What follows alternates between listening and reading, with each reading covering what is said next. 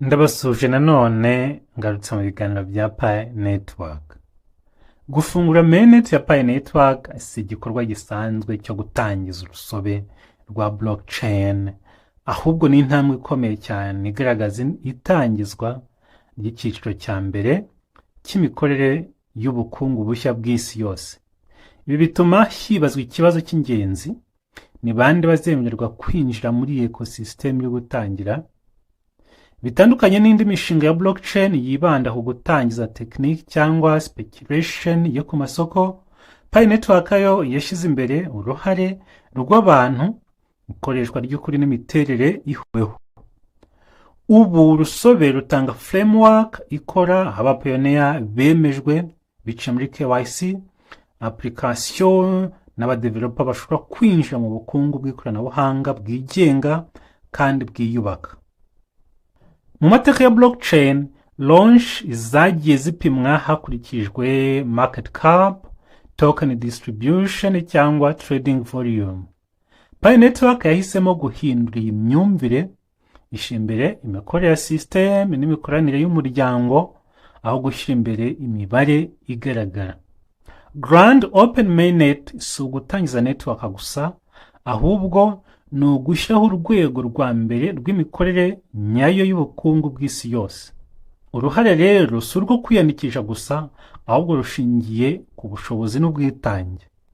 Abapioneer banyura muri KYC, abagaragara ko bakurikirana ibikorwa bya Pi Network kandi bemera indangagaciro za Pi Network, nibo bahabwa amahirwe yo kwinjira muri uru rwego rw'ibanze kugira ngo hubakwe urusobe rukora neza kandi rufite intego. Iyo bavuga functional layer ya Pi Network, baba bavuga icyiciro cya mbere aho abapioneer, aho application na protocols bihurira bigakorana mu buryo bwuzuye. Si nko mu itangiriro ry'umushinga, ntabwo aba ari nko muri testnet, ahubwo ni mainnet ishobora kwakira transactions, ibikorwa by'amadapps atandukanye n'uruhare rwabyo mu bukungu. Uru rwego rushyiraho amategeko, imiterere n'amabwiriza bigenga uko abantu bakorana n'uko resources zigabanywa. Bityo rero Pi Network ituma buri wese akorera mu murongo umwe, bikazana stabilite n'icyizere muri system iri decentralize. Ikibazo cy'uwemerewe kwinjira muri uru rwego ni ingenzi cyane. Kwemererwa ntabwo ari access isanzwe, ahubwo ni ikimenyetso cy'uko umupioneer yiteguye kugira uruhare rufite inshingano. Abamaze kwemezwa bagaragaje consistency, bakagaragaza guhozaho bamayininga buri gihe. Abakoze KYC kandi bagaragaza commitment mu mushinga, nibo binjizwa bwa mbere kugira ngo hubakwe umusingi ukomeye ushobora kwaguka mu gihe kizaza. Ibi rero bituma ubukungu bw'ibanze bwa Pi Network buba robust cyangwa bugakomera kandi bukaramba. Ibi ntibigira ingaruka ku muryango wa Pi gusa, ahubwo bigira icyo bisobanura ku bukungu bw'isi muri rusange. Pi Network iri kugerageza gushyiraho global economic operating system ishingiye kuri decentralization, transparency n'imikoranire ishingiye ku nyungu rusange, bitandukanye na systems gakondo zishingira ku bigo bicunga byose muri ecosystem. Functional layer ya mbere igaragaza uko ubukungu bw'isi bushobora gukora hatari imipaka, hatari intermediaries cyangwa abahuza, kandi hatari hierarchical control cyangwa ubugenzuzi bushingiye ku nzego ziba zirutana mu gufata ibyemezo. Muri Grand Open Mainnet, buri mupioneer, buri app na buri transaction bigira uruhare mu kubaka system. Utility ishyirwa imbere kurusha speculation. Abamaze kwemezwa bashobora kwishyurana, gukorana no kubaka muri network, bakomeza no kurinda integrity yabo. App zinjijwe muri uru rwego ziba zigamije gutanga serivisi zifatika, payments, dApps, rewards zishingiye ku musanzu zitanga mu kubaka iyo proje. Ibi rero bituma Pi Network yubaka adoption cyangwa ikoreshwa rirambye, aho kwishingikiriza kuri hype n'amarangamutima y'isoko. Ikindi kintu gikomeye ni uko Pi Network itagururira abantu kubera gusa gufata coin, ahubwo ishyira imbere contribution cyangwa uruhare umupayoniya yagize, participation, uruhare yagize muri ecosystem n'uburyo arimo gukoresha tools zose ziri muri ecosystem. Nanone igaha uruhare creativity, guhanga udushya, kwanga gucura app zabyara umusaruro, ndetse na engagement, nuko wa muntu nyine agenda mininga bihoraho ndetse n'ibindi bikorwa n'ama updates uburyo agenda yubahiriza. Ubu buryo butuma agaciro gashingira rero ku bikorwa nyabyo aho gushingira kuri market hype cyangwa amarangamutima y'isoko.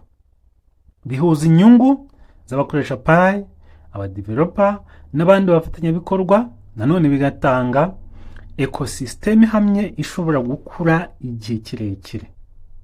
Iyi mainnet launch kandi igaragaza impinduka nini muri Web3, kuva ku gufata blockchain nk'igikoresho cy'amarangamutima n'ubusambo bw'abifite, igahinduka economic operating system ishobora kwakira participation y'isi yose.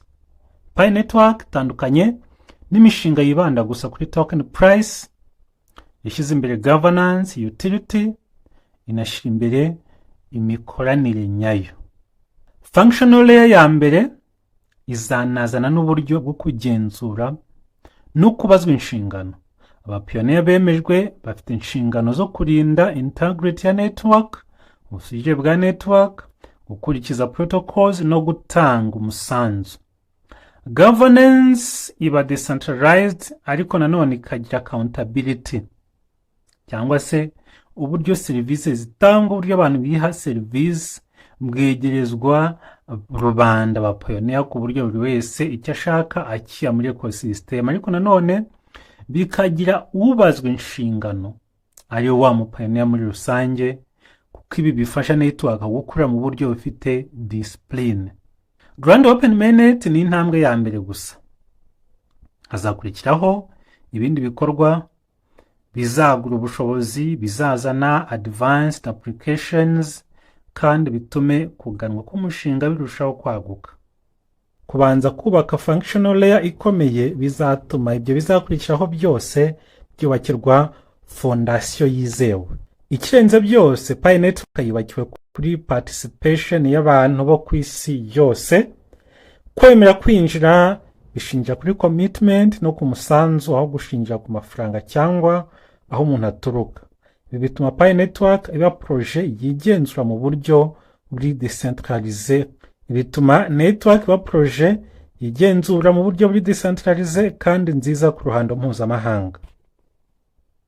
Muri make, Grand Open Mainnet ya Pi Network ni intambwe ikomeye mu iterambere rya Web3. Si launch isanzwe, ahubwo ni ugushyiraho urwego rwa mbere rw'ubukungu bushya bw'isi. Abapioneer n'abadeveloper bafite ubushake nibo bari kubaka fondation izagena ejo hazaza h'iyi ecosystem ishingiye kuri utility n'umusanzu w'abapioneer.